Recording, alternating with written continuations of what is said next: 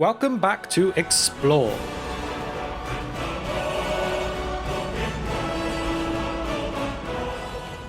Bethesda has created some of the biggest and most anticipated games ever in the Elder Scrolls series. The amount of hours spent by so many people within their worlds would probably actually be pretty scary to see. So of course, as we approach 10 years from the last full release in their series of Elder Scrolls V Skyrim, then we are getting more and more impatient for the 6th installment. So today, we will take a look at just some of the main points that we would like to see from the next Elder Scrolls game.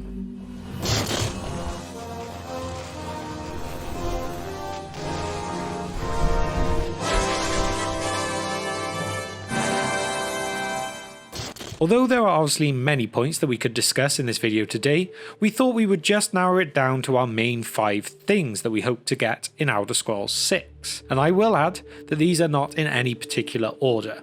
So here we go. What in oblivion is that? Sentries, what do you see? It's in the clouds! Dragon! Number 1. Spellcrafting. Now, this is a feature that was very enjoyable within Elder Scrolls Oblivion, but ended up being left out of Skyrim. And yes, we can understand why. After all, it did end up being a little bit of a broken feature in the end, although it was still extremely fun. After all, you could create a spell with such damage that it realistically just became overpowered and a bit of a mess. So this is really why you could consider it broken. However, if they could find a way to fix this and bring it back down, then it is definitely a really fun feature to have. Especially when a lot of people consider in Skyrim it's actually a bit lacking in the magic area, with less interesting magic and spell play. So it would bring back a lot of love to the mages, and definitely deserves a place on our list of things that we would like to see.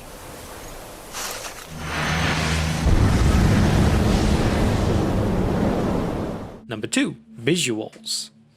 Now, when we say visuals, we do not necessarily mean graphics. Yes, better graphics is bound to be expected. After all, the Elder Scrolls games always have looked amazing upon release, but it is debatable that they age pretty quickly. However, what I really mean is the way that everything looks, how the scenery immerses you within its world. As it was said by the Skyrim team themselves, they created an epic reality and they really need to keep at this again. The way that they used colour and composition is like they describe it, just epic. So they really need to keep this up for the next one and not rest on their laurels.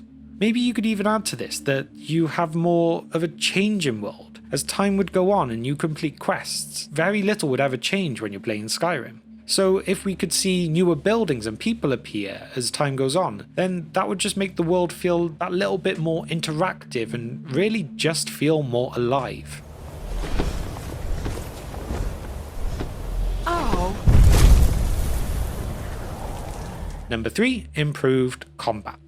A lot of people have found that one of the main negatives to Skyrim as a game was the combat system. A lot of people compare it to other games and they're just not as impressed, and a lot of people would like to see, for example, the combat system of Dark Souls put into the Elder Scrolls games. But who knows if that is really the best way to go about it.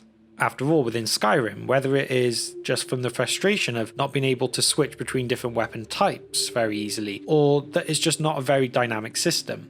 After all, even going down to the different weapons, they all just appear to feel a bit similar. After all, swords, axes and daggers shouldn't feel like they're almost the same, as well, they're not. This point is linked to a similar issue that we will get onto in one of our later points, and that there is realistically just a lack of variety. It's basically just the same thing in a different skin. After all, when playing for a while, even when you come to duel a dragon, it can become a bit dull after a while, and this is something that the game should not suffer from.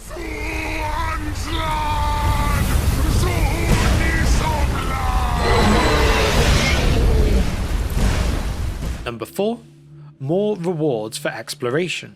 Now, one thing Skyrim does not lack is awesome exploration, and you are always engaged in what is going on, but perhaps they need to encourage this a bit more within the game. After all, the way that you can fast travel does mean that a lot of people miss out on this. It is as though the game was trying to push you more towards a questing experience than just an exploring one.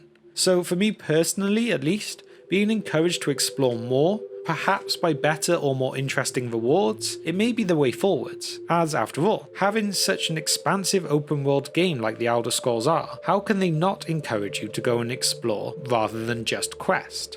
As personally, I believe if you only ever fast travel, then you just missed out on so much amazing stuff. Whether that's just from discovering any undercover operations, other dungeons, caves, or just anything at all. It was just a shame if you didn't do it. Steady. Steady now. Undercover. Go now. And now number 5, dungeon and mission variety.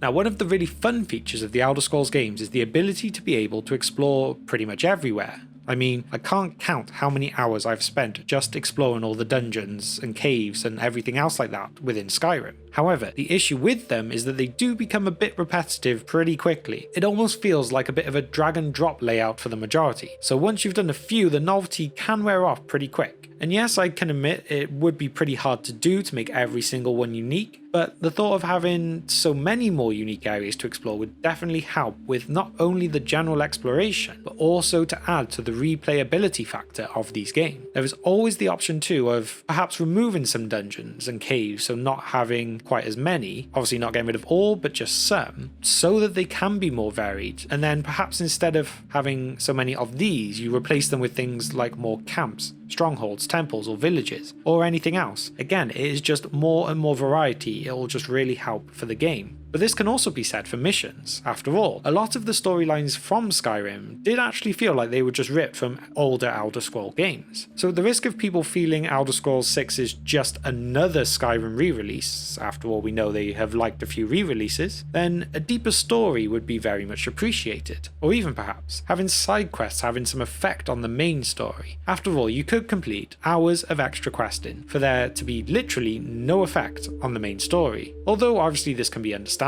in the way that the game is to be made, and it would be very hard to make it work, it almost just makes it feel a bit frustrating and perhaps takes you out of that reality and immersion you get from the game. So overall, basically, just more variety, please. Call me when you have need, and I will come if I can.